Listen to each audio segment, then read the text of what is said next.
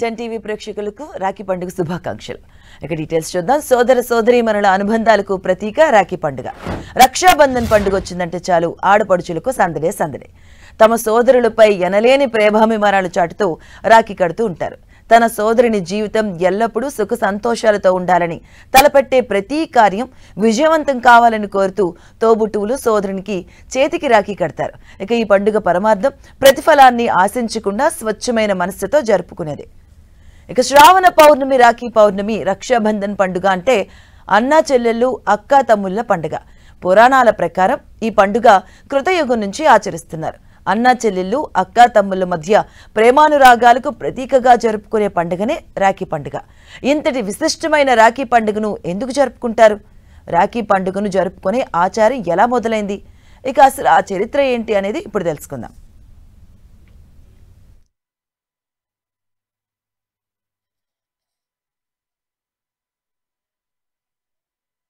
Altman అన్నారు.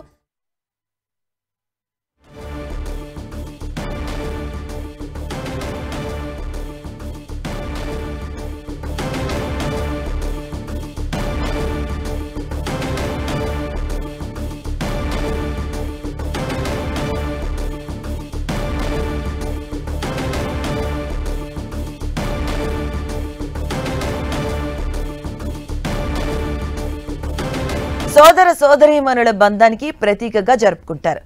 అన్నకు చెల్లి అండగా, చెల్లికి అన్న తోడుగా జీవితాంతం ఉంటామని భరోసా ఇచ్చే పండుగ. అలాగే అక్కకు తమ్ముడు, తమ్ముడుకు అక్క భరోసా ఇస్తానని తెలిపే పండుగ.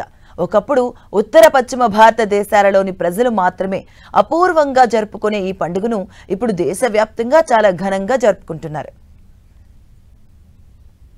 పూర్వం దేవతలకు, రాక్షసులకు మధ్య సుదీర్ఘంగా పుష్కర కాలం పాటు యుద్ధం సాగింది. యుద్ధంలో ఓడిపోయిన దేవతల రాజు దేవేంద్రుడు తన పరివారం అంతటినీ కూడగట్టుకుని అమరావతిలో తలదాచుకున్నాడని భర్త నిస్సహాయతను చూసిన ఇంద్రాణి తరుణాపాయం ఆలోచించి రాక్షసరాజు అమరావతిని దిగ్బంధనం చేస్తున్నాడని తెలుసుకుని భర్త దేవేంద్రుడికి యుద్ధం చేయాలన్న ఉత్సాహాన్ని కల్పించి ముందుకు పంపుతుంది. అయితే సరిగ్గా ఆ రోజే శ్రావణ పౌర్ణమి కావడంతో పార్వతీ పరమేశ్వరులను, లక్ష్మీనారాయణులను అత్యంత భక్తితో పూజించి రక్షను దేవేంద్రుడి చేతికి కడుతుంది. ఇక దేవతలందరూ కూడా ఆ రక్షను ఇంద్రుడి చేతికి కట్టి యుద్ధానికి పంపిస్తారు. అలా వెళ్లిన ఇంద్రుడు యుద్ధంలో గెలిచి తిరిగి త్రిలోకాధిపత్యాన్ని సాధిస్తాడు. ఆ విధంగా ప్రారంభమైందే రక్షాబంధన్. ఇక అప్పటి నుండి ఇప్పటి వరకు రాఖీ పండుగ ప్రతి ఒక్కరూ జరుపుకునే పండుగగా మారింది.